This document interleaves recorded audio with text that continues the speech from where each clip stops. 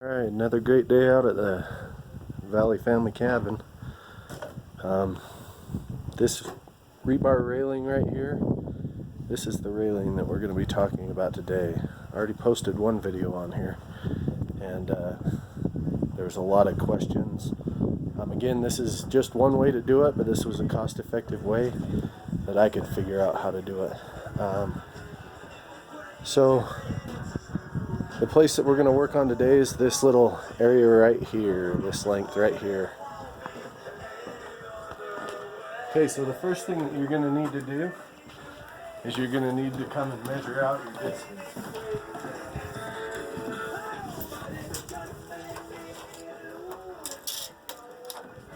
So the length on this one is roughly 94. So a little quick tip just to help out. Come over here.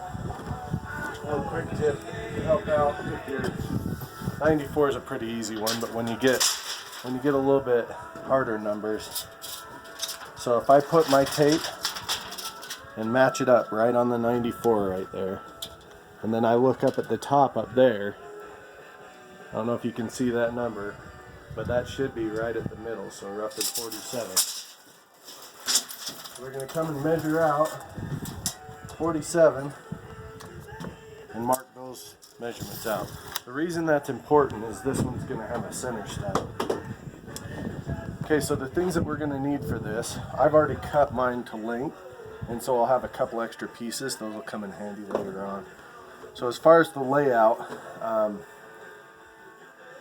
just a couple quick tips. For every foot of railing you have, it's roughly going to be about 4 pieces of rebar. Now the rebar has been cut to 28.5 inches, and the distance between here and here is 25.75 inches. So that means the total distance off the deck is going to be 3 feet. Now code says that you can't have larger than a 4-foot gap between your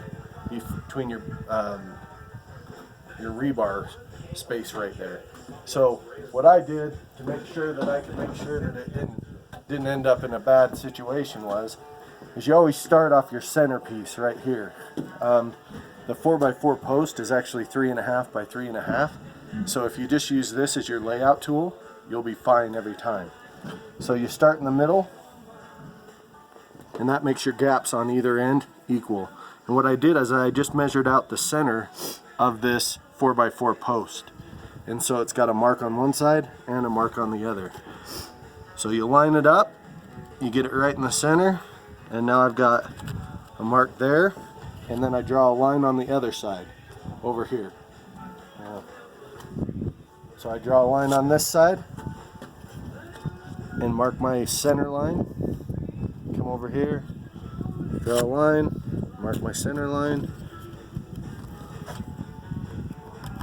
And you can go smaller if you want, so that you don't have to repaint.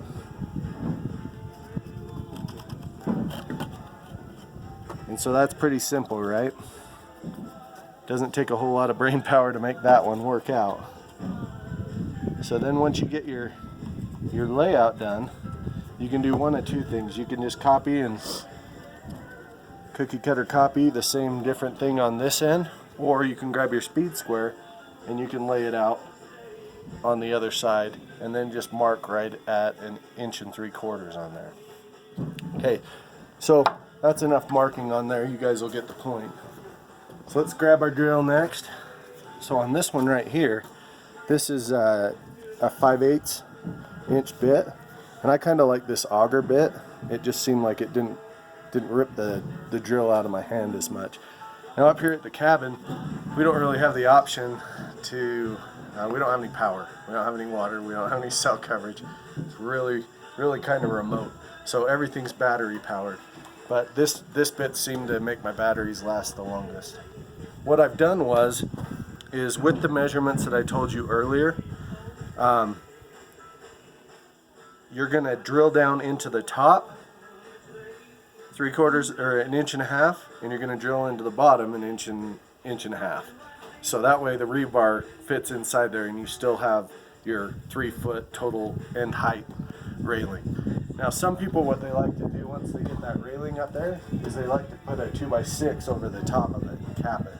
And you can do it so that the lip hangs out on the outside, and that finishes it up pretty good.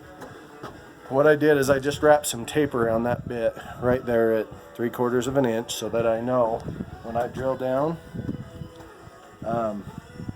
right in the center,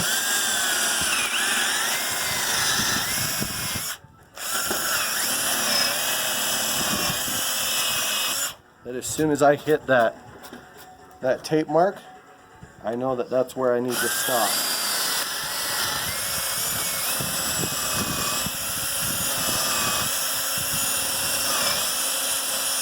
And now it's just the tedious, long period of time in order to get this drilled out and ready to go so that you can hang it up. And then when I hang it up, I've just used some little L brackets. And the L brackets have been enough. You can see a couple of them underneath there.